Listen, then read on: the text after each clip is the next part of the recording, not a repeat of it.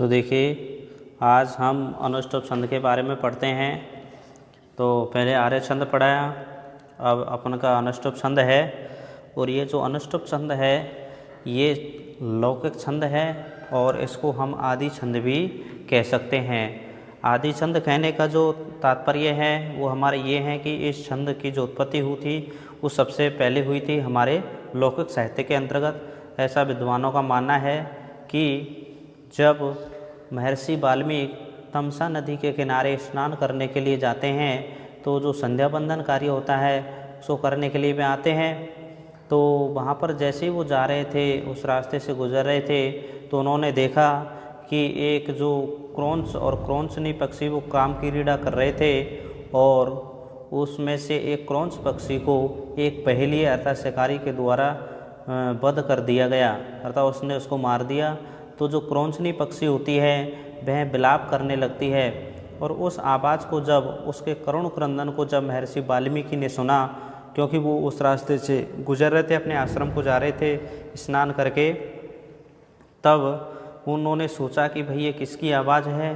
तो वो जा कर के उसका निरीक्षण करते हैं, देखते हैं। तो देखते हैं कि अचानक एक जो क्रौंचनी पक्षी है वो रो रही है, विलाप कर रही है, करुण क्रंदन कर रही है, क्योंकि उसका जो क्रौंच पक्षी है उस बहेलिये ने उसको मार दिया। तो उनके मुख से अनायास ही एक वाणी निकलती है और उस वाणी का जो उद्भूत है वह एक अनुष्टुप छंद के द्वारा ही होता है। तो उस समय जब महर्षि वाल्मीकि के मुख से जो वाणी निकली थी वो एक श्लोक के रूप में थी और वो श्लोक अनुष्टुप छंद था। तो कौन सा श्लोक था वो?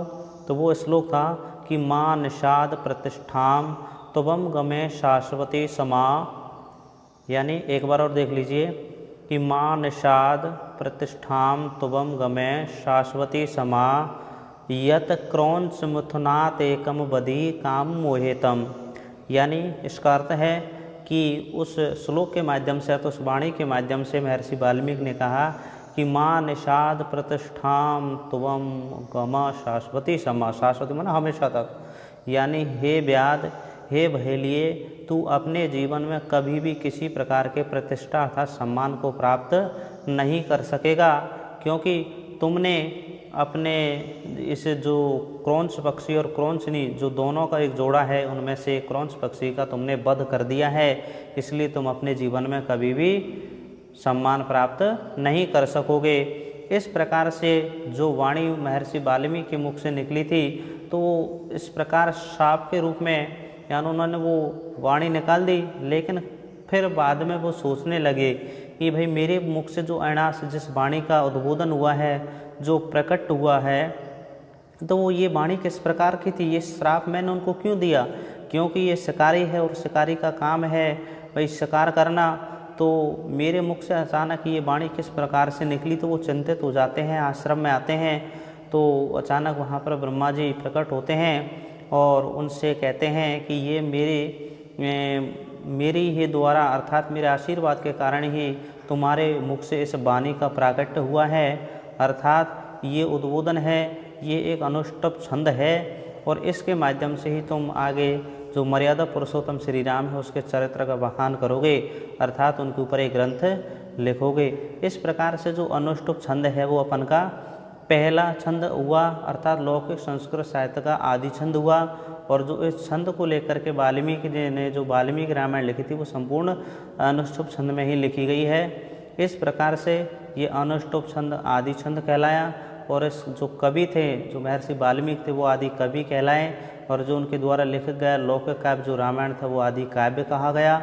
इस प्रकार से और यह भी कह सकते हैं कि जो अनुष्टुप छंद है ये केवल एकमात्र ऐसा छंद है जो लौकिक छंद भी है और एक वैदिक छंद भी है, यानी इस छंद की गणना वैदिक छंदों में भी की जाती है। तो इस प्रकार से ये अनुष्टुप छंद के बारे में हमने इसके इतिहास को जाना। अब इसके लक्षण को समझते हैं कि इस अनुष्टुप छंद का लक्षण किस प्रकार से है और किस प्रकार से हम उसके अंतर्गत गणों का निर्धारण कर दें, यानी मात्राएं गिनते हैं। तो देखिए, अनुष्टुप छंद का लक्षण है पंचम लघु सर्वत्र सप्तम द्यौ चतुर्थयो षष्ठम गुरु विजानीयात् एतत् पद्यस्य लक्षणम। तो देखिए किस प्रकार से इसका लक्षण है कि पंचम लघु सर्वत्र, यानी पंचम लघु सर्वत्र। तो इसमें तो देखिए पंचम का मतलब होता है पांचों, पांचवा, लघु माने छोटा होता है, सर्वत्र माने सभी जगह। यानी इस अनुष्टुप छंद के अंतर्गत 4 चरण होते हैं और चारों चरणों में जो पांचवा जो वर्ण होता है वो हमेशा लघु होता है। और सप्तम द्वि चतुर्थयो, दूसरे और चौथे चरणों में, यानी जो दूसरा और चौथा चरण है उसमें जो 7वां वर्ण होता है वो भी क्या होता है, लघु होता है। तो इसको लक्षण को हमें पूर्ण रूपेण ये ध्यान रख लेना चाहिए, याद कर लेना चाहिए कि भाई किस चरण में कौन सा वर्ण लघु है, किस चरण में कौन सा वर्ण गुरु है। इस प्रकार से हम ये देखते हैं कि भाई अनुष्टुप छंद के प्रत्येक चरण के अंतर्गत 5वां वर्ण लघु होता है और केवल दूसरे और चौथे चरण में अर्थात सम चरणों में जो 7वां वर्ण होता है वो भी लघु होता है। फिर इसके बाद में षष्टम गुरु विजानीयात, षष्टम माने छठवां वर्ण, गुरु माने गुरु होता है, विजानीयात माने ऐसा हमें जान लेना चाहिए। यानी अनुष्टुप छंद के अंतर्गत प्रत्येक चरण का छठवां वर्ण हमेशा गुरु होता है। और पहले और तीसरे, यानी जो पहले समचरण थे जिसमें 7वां वर्ण लघु था और इसमें पहला और तीसरा यानी विषम चरण है उसमें 7वां वर्ण लघु होता है। एतत् पद्यस्य लक्षणम, यही इस पद्य का लक्षण है। इस प्रकार से ये जो अनुष्टुप छंद है इसका लक्षण है। तो देखिए एक बार और देख लीजिए, यानी अनुष्टुप छंद के प्रत्येक चरण के अंतर्गत 5वां वर्ण लघु होता है और 6वां वर्ण गुरु होता है। यानी प्रत्येक चरण में 6वां वर्ण गुरु और 5वां वर्ण लघु हो गया। और फिर दूसरे और चौथे चरणों में, यानी दूसरे और चौथे चरण के अंतर्गत जो 7वां वर्ण होता है वो क्या होता है, लघु होता है। और पहले और तीसरे चरण के अंतर्गत 7वां वर्ण लघु होता है, वो गुरु होता है। इस प्रकार से इस पद का लक्षण है।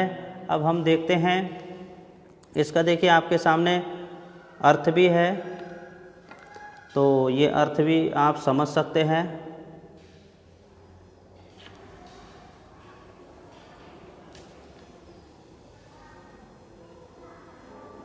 ये अर्थ है आपके सामने और इस अर्थ को भी आप देख सकते हैं। इस प्रकार से इसका अर्थ है। आगे हम इसका लक्षण के बारे में समझेंगे।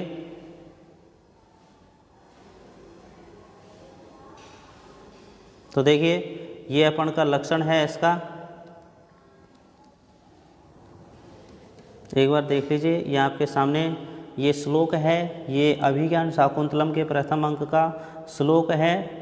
तो इस श्लोक के अंतर्गत अपना अनुष्टुप छंद है। तो किस प्रकार से इसमें मात्राओं की अर्थात बताया गया है कि 5वां वर्ण लघु है, तो उसी प्रकार से इसके अंतर्गत चिन्हों का निराकरण किया गया है।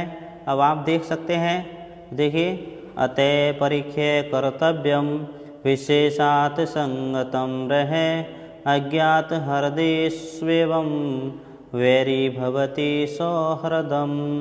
तो देखिए ये जो अपने प्रत्येक चरण है, यानी 4 चरण हो गए और चारों चरणों में 8-8 वर्ण है। भाई हमें लक्षण में ये भी ध्यान देना है कि अनुष्टुप छंद के प्रत्येक चरण के अंतर्गत 8-8 वर्ण होते हैं।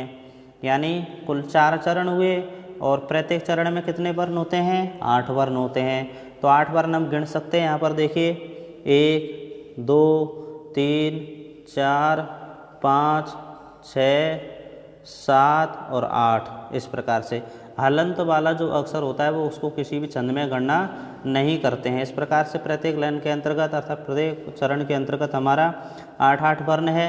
अब हमने लक्षण में क्या पढ़ा था कि भाई प्रत्येक चरण में 5वां वर्ण क्या होता है, लघु होता है। अब इसमें देख लीजिए 5वां 1, 2 और 3, 4 और 5। 5वां जो वर्ण है वो कौन सा है, ये।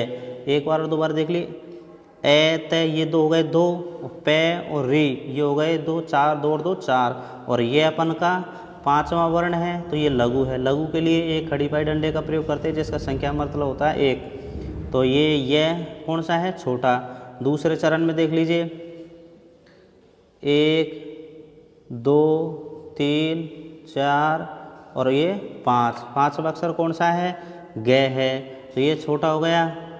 अब देखिए तीसरे चरण में ए, ज्ञा और ते और रे और दे अक्षर कौन सा है, 5वां है, ये छोटा हो गया। चौथे चरण में देखिए बे री भ व ती छोटा है, तो अपन का 5वां वर्ण क्या हो गया, लघु हो गया। अब छठवां देखिए 5 के बाद छठवां आता है, तो इधर ये के बाद में क्या छठवां गुरु है, गे के बाद में तय में अंग लगा हुआ है, ये गुरु है, और दे के बाद में ये लगा हुआ है, तो ये गुरु है, ठीक है। और ती के बाद में स है, तो ये औ की मात्रा लगेगी, ये गुरु, यानी छठवां वर्ण कौन सा हो गया, गुरु हो गया। यानी प्रत्येक चरण के अंतर्गत 5वां वर्ण और छठवां वर्ण हमेशा लघु यानी और गुरु होता है। समझ में आ गया आपके, यानी प्रत्येक चरण के अंतर्गत 5वां वर्ण तो होता है लघु और प्रत्येक चरण के अंतर्गत 6वां वर्ण होता है गुरु।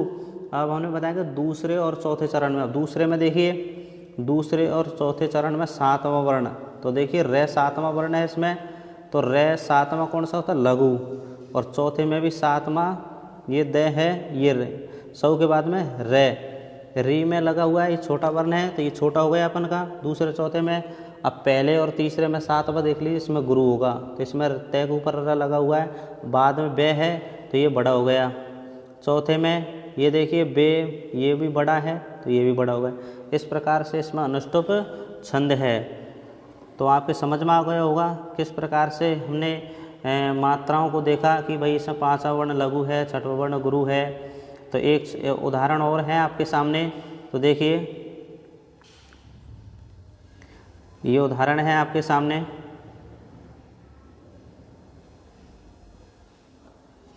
वागर्था विविशं प्रयुक्तौ वागर्थ प्रतिपत्तये जगते पितरौ वंदे पार्वती परमेश्वरौ। तो इस प्रकार से इसके अंतर्गत भी प्रत्येक चरण के अंतर्गत 8 अक्षर है और प्रत्येक चरण में 5वां वर्ण तो कौन सा है, लघु है, 6वां गुरु है।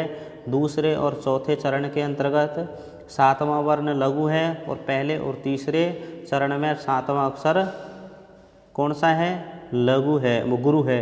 इस प्रकार से हमारा अनुष्टुप छंद हुआ। तो आपको और भी श्लोक देख करके अनुष्टुप छंद का निर्धारण करना चाहिए।